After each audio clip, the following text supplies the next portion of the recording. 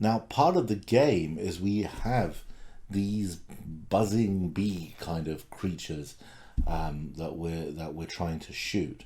So one of the ways we're going to do that is, rather than picking an existing sprite, an existing design like the spaceship, right here where it says new sprites down the bottom left here, you've got the paint button.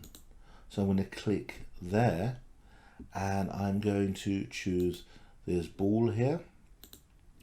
I'm going to go for a noise. I'm going to keep it black, and I'm just going to see over the X here. I'm going to do that. There's the ball.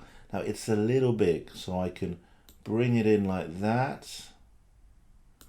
Alternatively, I can come up here to grow or shrink, and I can use the keys to make it smaller by just pressing on the mouse.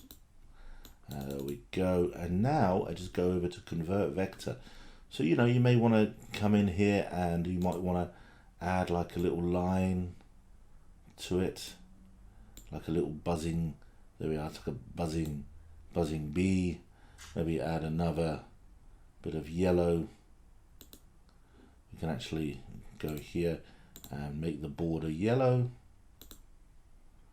There we go. And there, should we do the middle? It's like a little buzzing bee.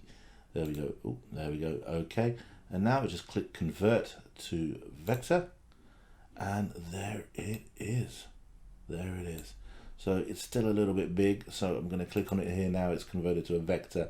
So it's all of these different patterns are converted into one.